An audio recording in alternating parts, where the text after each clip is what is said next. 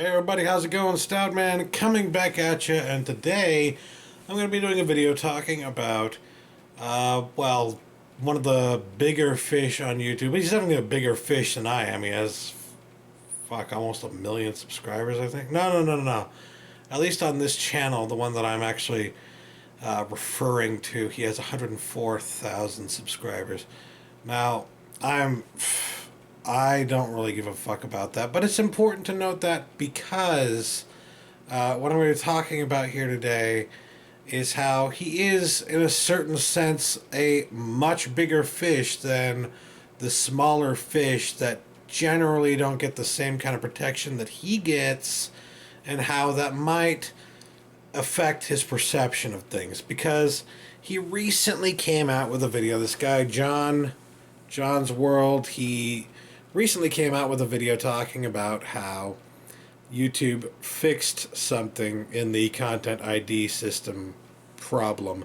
They fixed the issue of where the money for a monetized video goes while it's currently being disputed, right? They recently did a blog post where they came out and said that they have fixed that problem, and that every time a content ID claim is in dispute, every time it's into the appeals process and whatnot, it will be held essentially in an escrow. The money that is earned on that video will be held until the victor is determined, until the person who is found to be correct in their claim is determined, right? And that's nice. It is definitely, in my opinion, a step in the right direction.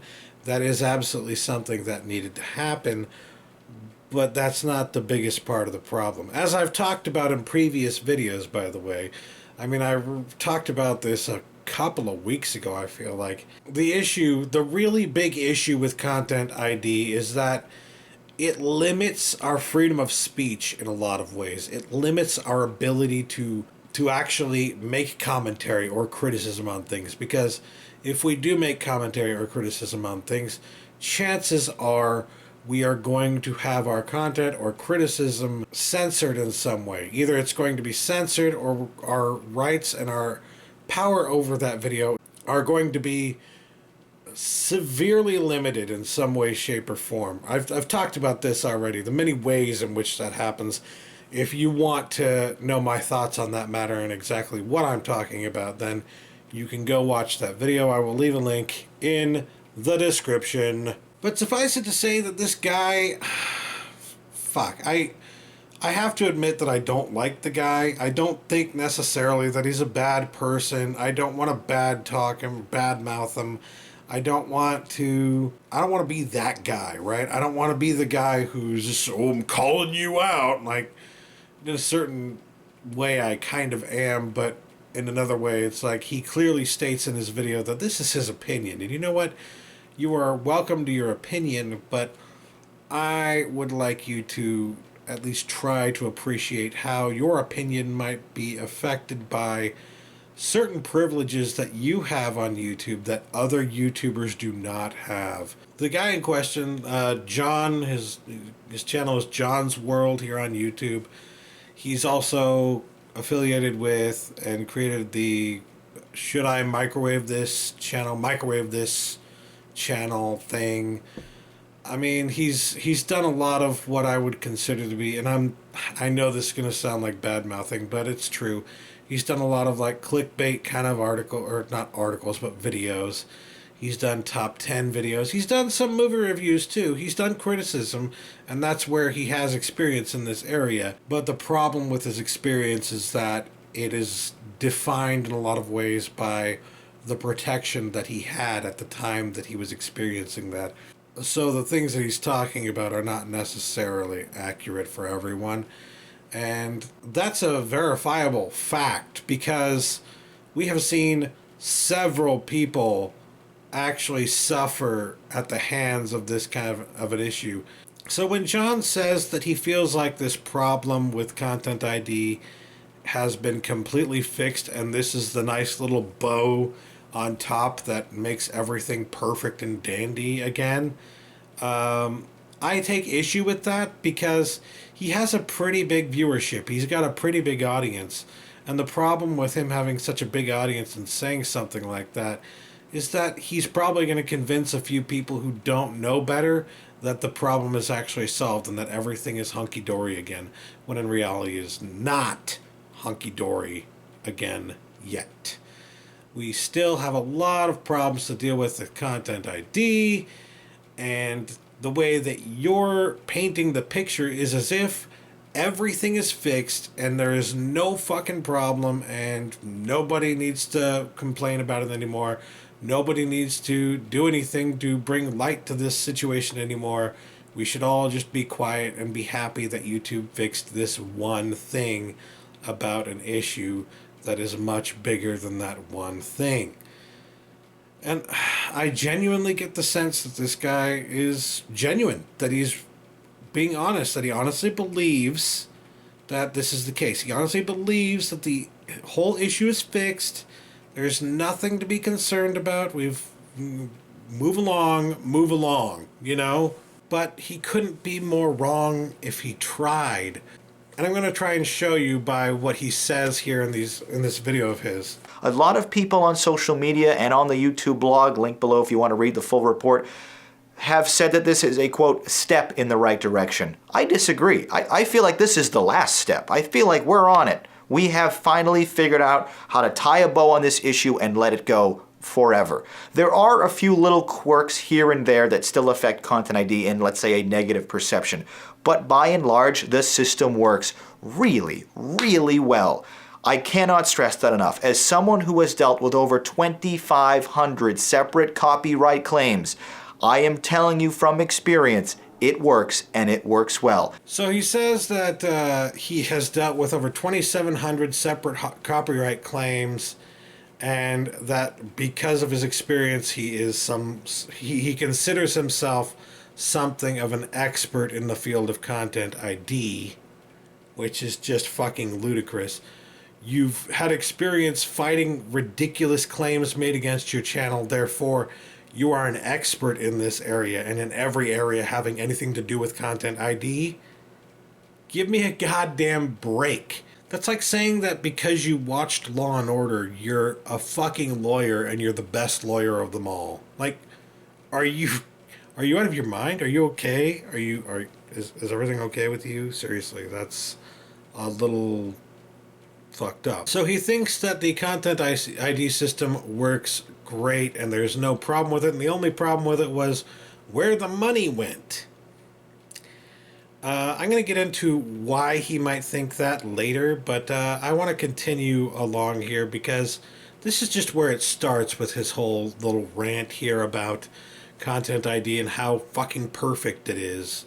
Anyone who suggests otherwise is generally unfamiliar with all of the details on how to actually fight back for your content. Because if you get a claim on your content, like, oh, well, this system's broken, it's like, well, it's not broken unless you actually make the effort to defend your content. And if you file a dispute and it gets rejected, it's broken. No, it's not broken because you can still appeal. And if you lose the appeal, it's like, well, it's broken. No, because you can still file a counter notification. So John continues on to say that anyone who would suggest otherwise, anyone who would suggest that the system is still broken, doesn't know what they're talking about and is unfamiliar with the system and complains because they actually haven't done anything to try and make counterclaims against the studios that are making these bogus fucking claims, right?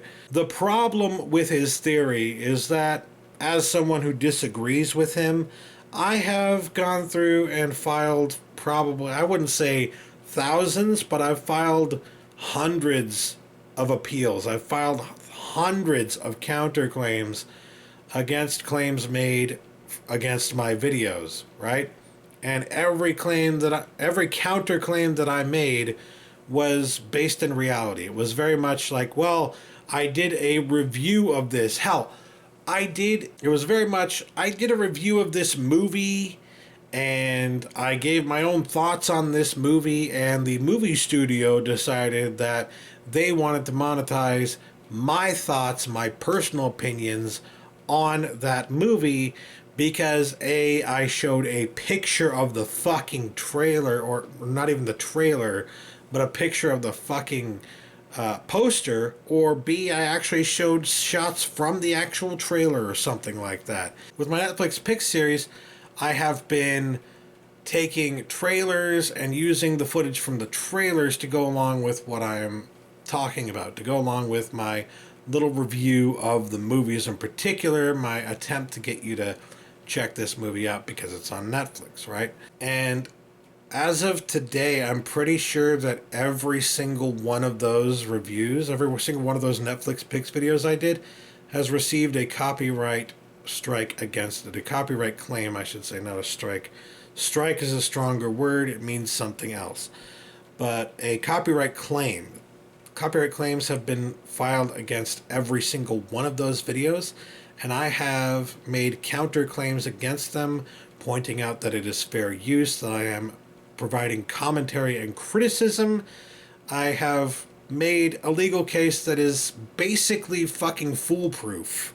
Like, if I took this before a court, it would be undeniable that I'm working under fair use here, and I have every right to use the content as I am in order to review the particular content that I'm talking about, right? Because I'm not even really using the audio, I'm using the video, and I'm only using the video of the trailer, which is basically a fucking ad that they're putting out themselves for the fucking movie.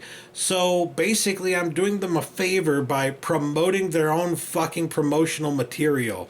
I'm giving them free ad space as it is, and they're still asking for more. They're still demanding more money. They're demanding complete and total control over my fucking videos, over the videos that I created, that I put time into making, over my fucking opinion. They want control over my opinion and my right to fucking express my opinion. And I think that's fucked up. I think that's fucking wrong. I think that we need to fucking do something about that to make sure that they can't fucking do that. But I guess I'm in the wrong here or something. Because I'll tell you what, when I make these counterclaims, they never work out. They never work out. I always get, the response I get back from every single one of these is that the studio has decided, and this is exactly the language they use, by the way, the studio has decided that my claim has no merit. So once the studio decides that your claim has no merit, there's not really much you can do, because as I've described and discussed in other videos, if you go to the steps of actually making a counterclaim against that and appealing their decision, you can and very likely will have your content taken away from you entirely. Not only that, but you can and very may well get a strike against your account. And once you get a strike against your account, some of the things that they can do as part of that strike is, I'll give you a few examples. They can limit the length of your videos to no more than 15 minutes. They can completely remove your ability to monetize anything on your channel.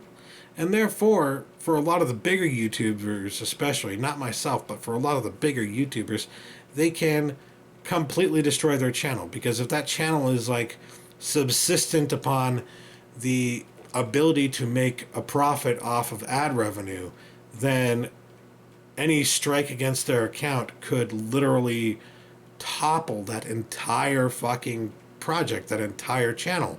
Because if they're not making the ad revenue they need in order to be able to fucking continue doing the videos, they're not going to make videos anymore, and the channel is going to die. And it is a very real risk. And the thing is, it's a very real risk typically for people who can't really protect themselves or defend themselves. It's a very real risk for people like me who don't have a lot of fucking subscribers, who don't have a lot of notoriety. But, you know, there are a lot of little guys like me who, I don't necessarily care about the ad revenue, but there are a lot of little guys like me trying to get their start on YouTube who might really need that little bit of ad revenue that they're getting in order to fucking continue doing what they're doing, in order to put something into video production and make their product better. So when they are not able to get the kind of defense that they need against these kind of copyright strikes and copyright claims, then that tells you everything you should need to know about the fucking system and how fucking broken it remains. All right? And it does remain broken. And I have actually seen people and heard from people who have had these strikes levied against their accounts because they decided to appeal one of these decisions. So he'll go on here in this video to say that he's never seen that happen. Not that he's never seen that happen, in fact, but that it literally has never happened. And you know what? I've actually seen it happen. So to say that it's never happened, that's complete bullshit. That is a lie. That is a flat out fucking lie. So I don't know where the hell he's coming up with that fucking theory, but it isn't fucking true. Because I know people who have had to shut down their entire YouTube accounts because they had a strike levied against their account, and that strike limited their ability to do what they wanted to do with their channel. What does that tell you? That's fucking censorship, bro. That's fucking censorship. You're supporting censorship. But I digress. Let's continue with the fucking video. And if you lose that step, that's when you can say, you know what, the system is rigged. But you know what happened? In the 10 years I've been on this site, not a single person has ever lost that third step. No one has ever actually gone to court against a claimant and lost a case against a judge that said this is not fair use and you don't deserve your video. That has never, ever happened. So it says here that nobody has ever gone to court and actually made a case to the judge that this was fair use and had the case go against them. He says that's never happened before. I'm inclined to believe him that any YouTuber who has actually been able to afford a fucking lawyer and has actually been able to fucking take these cases to court and defend themselves in that manner has actually been able to come out on top. Because, like I said, the evidence is insurmountable. The evidence is fucking obvious. The second you take a look at something like this, it's like, yeah, obviously that's fucking fair use. Anybody with eyes can see that it's fair use. But you've got all these companies making these claims and rejecting your counterclaim because they know that they have enough power over the fucking system that they know you're not going to be able to do anything about it. Because most people, I know this might shock you, I know you might be a little bit more privileged than some. I don't know if you're, super wealthy. You're probably not super wealthy, but even if you are, that might explain some of the reasons that you think, well, surely everyone has an attorney, everyone has a lawyer, everyone can seek legal counsel if they really need it, and everyone on YouTube has protection of some sort. No, they fucking don't. And when these things happen to them and they can't afford a lawyer and they can't afford any kind of legal representation, they get fucked. They get legally, royally fucked. And when I say that, I mean, like, their channels get fucked, all right? That's the problem with what you're saying here. Because what you're saying, essentially, is this has never happened. Nobody's ever taken this to court and had it go against them. Like, sure, I believe that. I believe that nobody's actually taken this to court and had it go against them. I believe that people have gone to court and that they have won cases over this kind of issue. But nobody who has been able to afford legal representation has ever had that happen, right? I believe that entirely. The problem with what you're saying is that you're completely ignoring all the people who can't afford legal representation. And when it comes time to represent themselves through YouTube's system, their counterclaims and their appeals and whatnot, it eventually gets to the point where they have to make their legal case in little more than a tweet's worth of space. I think you get like between 50 and 100 characters or something like that to actually make a legal case, which is fucking ridiculous, I might add. That is absolutely outrageous. That should be against the goddamn law. Because what are you going to say in that amount of space? You're going to say, I have a good faith belief that this is fair use? I mean, that's about all you can say, right? I mean, you can't actually point out all the ways in which it is fair use. You can't actually point to the actual fucking evidence in your video that proves that it's fair use. You can't do anything like that because you've got a sentence. You get to write a sentence to defend yourself. They get to write a fucking book if they goddamn feel like it, all right? So when it comes right down to it, in the case of like legal defense, and if you don't have some kind of representation, whether legal or otherwise, you're fucked. You have no fucking opportunity. You have no way to defend yourself. So when you're saying, well, no, you haven't done this step, you haven't done this step, that's because if they do that step, chances are, because they don't have legal representation and they can't afford it, they're going to get fucked.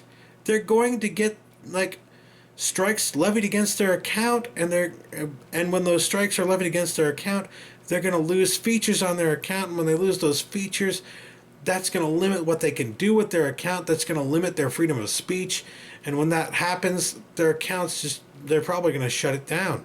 More often than not, that's what happens. Those accounts get shut down. So you keep saying, well, this has never happened.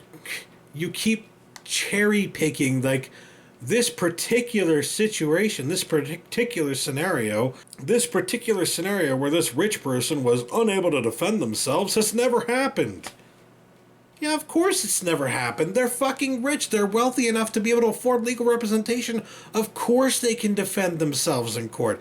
And of course their claims, which are fucking obvious as hell to anyone with goddamn eyes, are going to be held up in court. But the studios, the movie studios, and the people making these claims, they know that most people using YouTube can't fucking afford that, okay? They know that when it comes right down to it, most people aren't going to fight that shit because they don't have the means to fight it. So, let's continue on with your video because you bring up another point that I'd like to fucking refute.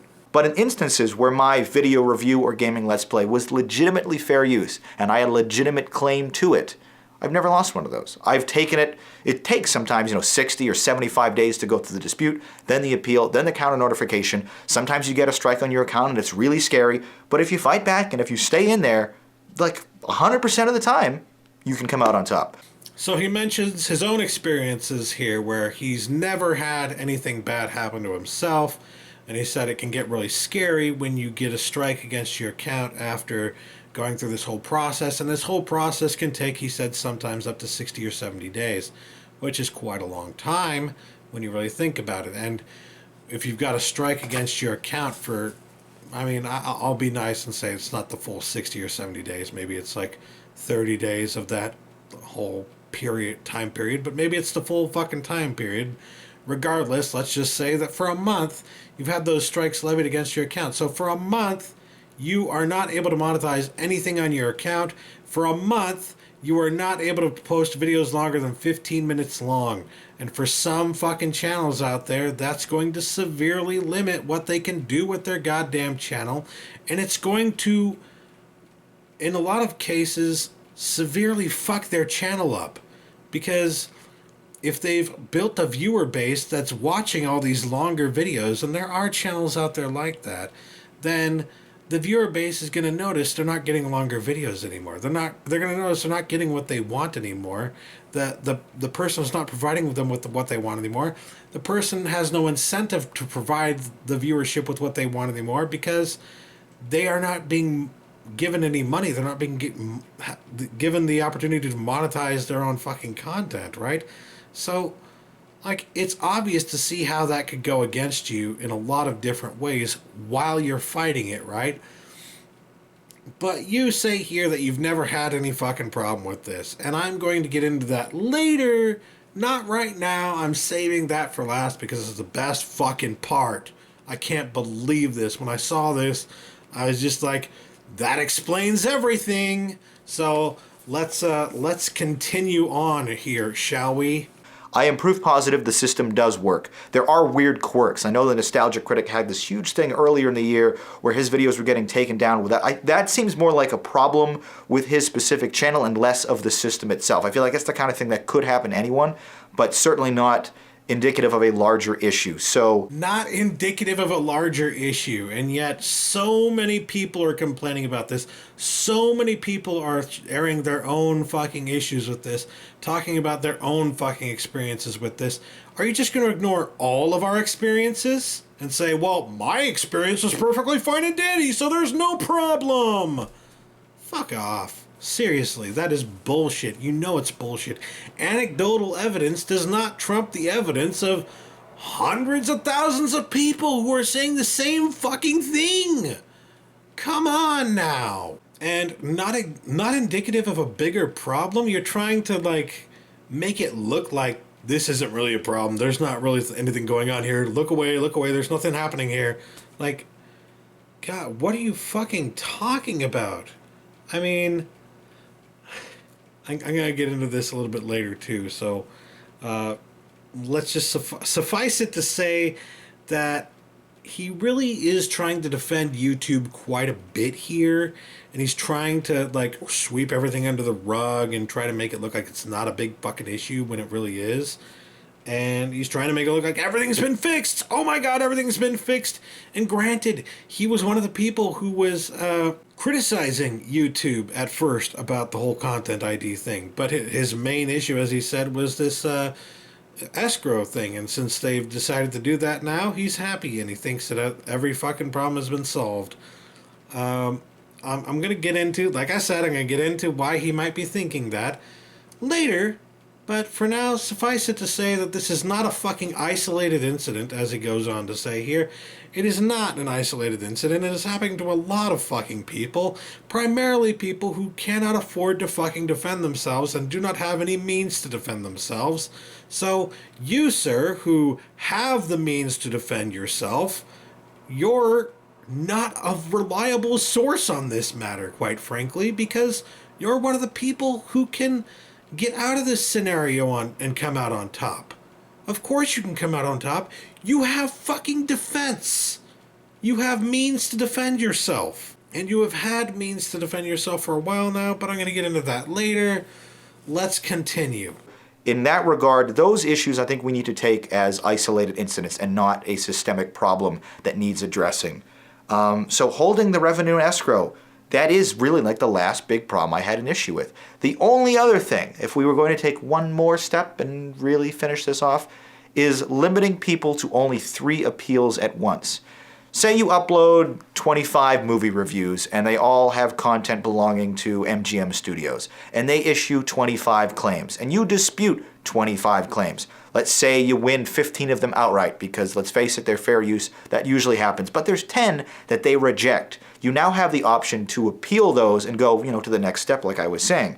The problem with YouTube's Content ID system now is you can only appeal 3 at a time. That, again, this is the second step, which almost nobody actually bothers to go all the way to the second step there. Having the limitation of only 3 appeals at once is frustrating for someone like me who does deal in volume, but on the grand scheme of things, this is a problem that affects, I'm not even, there's no space between my fingers. There's no space here because it is infinitesimally small. So he goes on to say here, as you've heard, that on the grand scale of things, the number of people who are affected by this is infinitesimally small. See, there's no space between my fingers. Like, dude, really? What you're talking about here is the inability to file more than 3 appeals at once, and that is another huge fucking problem with what's going on YouTube. At least you're willing to fucking admit that much. But to say that it's the number of people affected by this are infinitesimally small, well, I'm one of those people. I have 1,000 subscribers, which is really small fry. It's really nothing. It's peanuts to most people on YouTube, especially to someone like you, I'm sure. But even I have to deal with this because even I have several copyright claims made against videos on my account right now. I have hundreds of videos on my account, and hundreds of them, I would say, I think, probably. Maybe it's a little bit less than 100, but I don't even know. I can't keep track at this point, and I don't bother to at this point because the system is so fucking broken that there's no point in fighting any of it anymore. But suffice it to say that I have more than 3 copyright claims against my account right now, several of which I have fought, several of which have gotten to the point of, well, you're going to have to file an appeal if you want to do anything more about this. And I have refused to file an appeal because I have no means of protecting myself in the case that I lose the appeal. And still yet, I might have a strike levied against my account, which would limit my ability to do videos like, well, like these. You know, which were kind of a big deal, kind of a important thing of the whole social part of the media when it came to YouTube back in the day. These response videos were a pretty big deal. Longer video formats were a pretty big deal. If anybody's doing a podcast series, their podcast series would be fucked in the ass by something like that, by strikes against their account. So, I do these long format videos from time to time, and I would not be able to do them anymore if I had a strike levied against my account, and I would not be able to earn any money off my videos. Not that I'm earning much to begin with, but the point is, I would severely have my freedom of speech limited in that area. And I'd have my ability to do whatever the hell I want to do on my account limited. And I would essentially be found guilty until proven innocent. And by guilty, I mean they're punishing you. They are literally punishing you before they even know whether or not they have a right or a reason to punish you. And that's a fucking huge issue if you ask me. They don't even know who's going to come out on top of this. They don't know who's going to win the appeal. They don't know who's going to win the case for this copyright claim. They don't know. Since they don't know, what right do they have to file strikes against your account? What fucking right do they have to limit your ability to do whatever the hell you want to do with your channel while you're fighting these things? That doesn't happen in real court cases. The studios that you might be fighting against, they don't come and do anything to you. They don't limit your ability to do anything. They don't put you in prison. They don't do anything to you.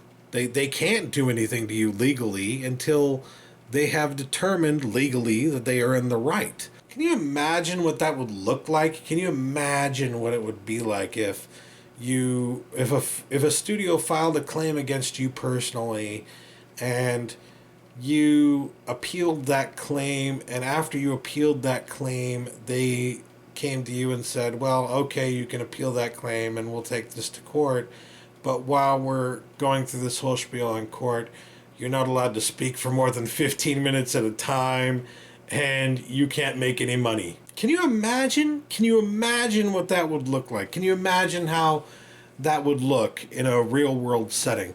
Because that's what fucking happens on YouTube right now. That's the power that they have that is completely unfair, completely unjust, and needs to be fucking stopped, quite frankly. But let's continue, shall we? In YouTube's blog today, they mentioned that only 1% of creators actually bother to dispute. And I imagine only 1% of them bother to appeal and reject the dispute. And I imagine only 1% of them have 3 or more of those at a time to deal with. I'm in a very, very small minority. It is an issue for me, but I don't think it is for anyone else. And even having said that, I'm okay with it, all right? It's part of the game. It's the system we live in. There are going to be limitations and hurdles. And if I'm going to upload 700 movie reviews over the last 5 years, I have to sort of expect, okay, some of them are going to be on arbitration for any amount of time. I have to sort of live with that. Now at least I can earn revenue while I'm waiting. So he goes on to mention that YouTube's blog said that only 1% of the people who have copyright strikes filed against, or copyright claims, filed against them, only 1% actually take it to the appeals process, or actually, file a counterclaim or whatever. And he brings this up, I guess, in some kind of an attempt to actually bolster his claims that this only happens to an infinitesimal amount of people. But no, the numbers they're talking about is that 1% of people who actually have these claims filed against them actually do something about that. And the reason that only 1% of the people who have claims filed against them do anything about it is because they know if they try to do something about the fucking claim, they may indeed have their accountabilities limited. They may indeed receive strikes against their accounts, which would limit what they can do with their account. They might, in fact, fuck up their own account. They risk certain abilities with their account by fucking making counterclaims, by fucking making appeals. So, in a situation where you are really risking certain aspects of your account by doing something like this, by making counterclaims, of course you're only going to see a small percentage of people actually making counterclaims. Those are the people who can afford to fucking defend themselves. Those are the people that have means to fucking defend themselves. The people who don't have means to defend themselves don't do anything. They leave it as it is, even if they are in the right, because they know they have no means of fucking protecting themselves. And they know that if they get a fucking strike against their account, it could fucking destroy their account. So you're talking about this like it's not a big fucking issue. You're bringing this fucking statistic up as if it fucking bolsters your point. It destroys your point. It works against your point. It works against your point of view entirely. What are you even talking about? So he says here at the end of the video that he's totally okay with the way that the game works on YouTube, and he thinks that this doesn't really happen to anyone else. And even if it does, he's okay with it because it's part of the game. It's part of the way that things work here on YouTube. And it's okay that the claims and the claimants making these copyright claims against your channel are able to make these fucking strikes against your account. It's okay that the whole fucking process can take months to fucking sort out. It's okay that it works the way it does, even though it's hopelessly goddamn broken and gives all the power to them and none of the power to you. Like, he's okay with that. And guess what? I found out why he's okay with that. I was going to save this for the very end of the video, but you know what? Fuck it. I'm going to mention it now because it's worth mentioning. He actually did another video after this in honor of his 10th anniversary on YouTube.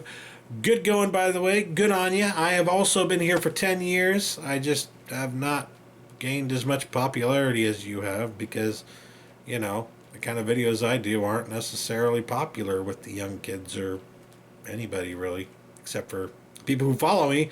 Thanks for following me and fucking subscribing to me, guys. You're awesome. But yeah, I definitely don't have hundreds of thousands of subscribers like this guy has. And to that I say, you've come a long way. You've done a lot of great stuff. I think that's awesome, right? I would question the quality of your work because I personally think that a lot of the kind of stuff that you do is, well, it's not the kind of stuff that I consider to be great high quality content. It's the kind of content that I would say pretty much anybody could do if they really wanted to. But that being said, you know, I don't want to come off like I'm bitter or like I'm jealous or something, because I'm not jealous. I'm genuinely supportive of that. I'm genuinely supportive of the fact that he has worked hard and managed to build up a name for himself there on YouTube. Very fucking awesome. Kudos, sir. But the problem here is that with his video here, where he talks about his 10 years on YouTube, he actually provides like a timeline thing where he provides a lot of data across a long period of time. And one of the data points that he provides, one of the data points that he focuses on actually, is the partnership program. Because there's a partnership program here on YouTube where you can partner with certain companies, with certain channels. So like there's Channel Awesome. He mentions that he signed on with Revision 3 at some point. But yeah, he has been partnered with channels before, right? So here's the thing about being partnered with channels, and this is something pretty much everybody who is partnered with channels knows, and even people who aren't partnered with channels know that this is a benefit of being partnered with a channel. When you're partnered with a channel, that channel will actively fight for you and defend you in copyright claim cases. They just will. And even if they don't necessarily defend you in every single case, when you go to defend yourself, it's going to be clear to the fucking people who are making that claim that you are with a certain channel. And if that channel is notable enough to them, and if they have any amount of respect for that channel at all, or the parent company for that channel, say, then chances are they're not going to fight against that channel, which means you have a certain fucking privilege, sir. You have a certain fucking privilege by being aligned with a channel. A lot of smaller YouTubers who are not aligned with a channel, who do not have the opportunity to align themselves with a channel, and when they do, those channels are usually small and pretty much just like looking to take advantage of them. Unlike them, you have a lot of opportunities to sign with some rather big names who will fucking defend you and whose names do strike fear in the hearts of these fucking studios who are making these claims against you. So you're wondering why you have... If you're wondering why you have no fucking issues, you've had no issues with any of the claims that you've made, there's your goddamn answer, sir. And he says it right here in this video. So we went back to being our own network for a year or so until I partnered with Disney and their Maker Studios subsidiary. There you have it. He signed on with fucking Disney. You think Disney isn't gonna fucking defend one of the people that works with them? You think Disney isn't gonna strike fear into the hearts of fucking studios that decide to make claims against your videos? You don't think that has anything at all to do with the fact that you've been able to avoid getting serious strikes levied against your account without being able to get them taken away as well? You don't think that has anything to do with any of the experiences that you've had? That you don't think that's a relevant, important issue or thing here? You don't think that's relevant at all? You think maybe that privilege that you have is the reason that you've had no fucking issues? And maybe some of the other people out there who don't have that privilege haven't had that same experience because the studios that they're fighting against don't fucking care about them because they don't have a fucking Disney on their side. They don't have anybody on their side. So who are they? Why should they fucking care about these fucking people, right? And that's the thing. There are a lot of smaller people on YouTube who are having this happen to them, who are not aligned with channels, who are not aligned with any company, and because they're not aligned with any channel or company, they are at the fucking behest of these fucking studios making these claims against them. They can't do anything about it because if they do anything about it, if they actually file counterclaims and appeals and go through the whole process, not only will they have a strike levied against their account, but chances are it will stick. So you act like this isn't happening. Oh, it's greatly exaggerated rumors. Nobody's having this happen to them. I've actually known people who had this happen to them. So when you say that, that's a fucking flat out lie.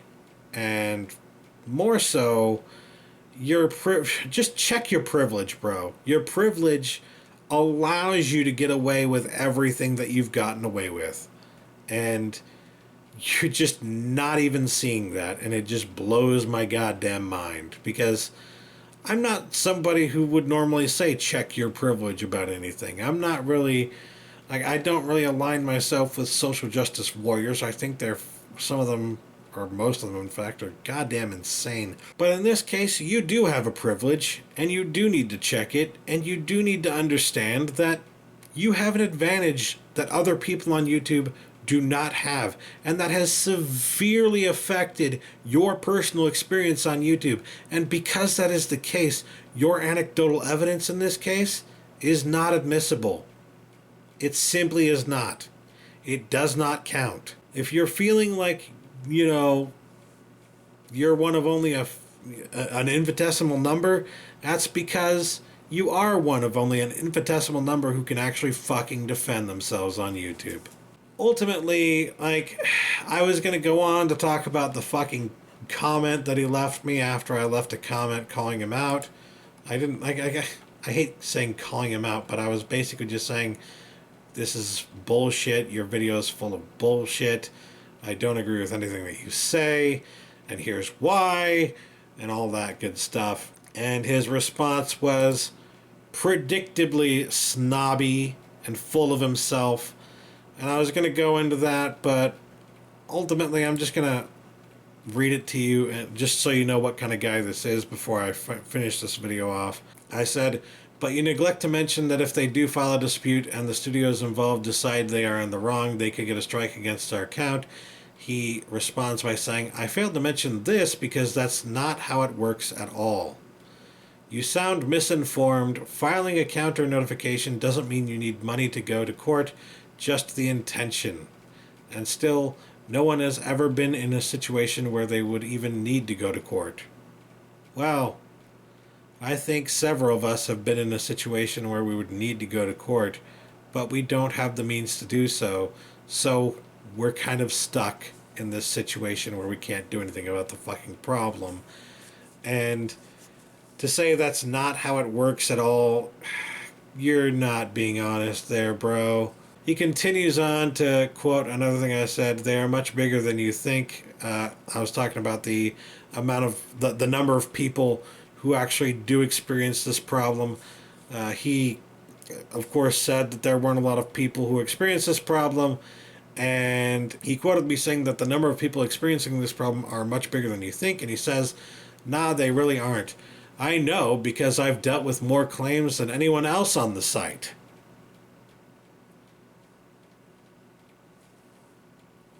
Can you be more full of yourself? Is that even possible? I mean,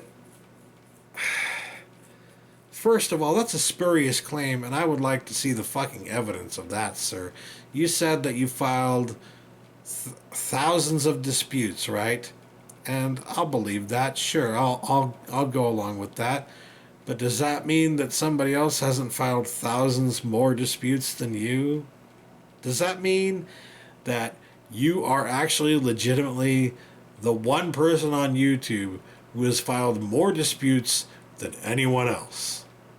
I fucking highly doubt it, and I want to see the goddamn evidence of that. Continues on to say, also, filing a dispute or even an appeal is hardly risking your channel, especially if you know you're in the right. As I've mentioned already, it is risking your channel, because even if you have the strike removed, having a strike on your channel for even a short amount of time can seriously fuck it up, and that is enough to say that yes, it is risking your channel. Any amount of getting your channel fucked over is a fucking risk. End of story, shut the fuck up. He continues on to say, I'm not joking, I understand this system better than anyone, and unfortunately I'm afraid you don't. Do you understand why I'm kind of like, I don't want to start anything with this guy, I don't want to badmouth him, I don't want to come across as if I'm fucking jealous or something like that, but that I do want to point out that he is behaving like a goddamn douchebag, like a goddamn douche nozzle, and I'm calling him out because of that, because he's a fucking douchebag, and, like, really?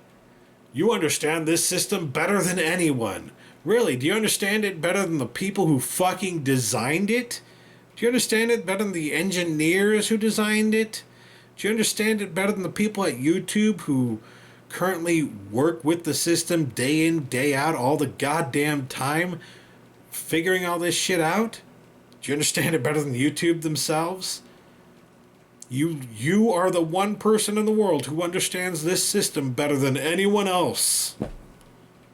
How fucking narcissistic and full of yourself can you be?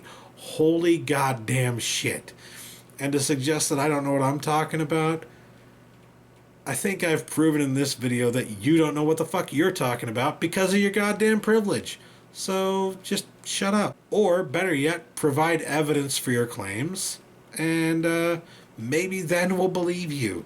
Also, even if you provide evidence for your claims, you still had the benefit of having those fucking channels on your side, and because you had Disney on your goddamn side, anything you say has to be taken with a goddamn grain of salt, because you had a benefit that other people did not have.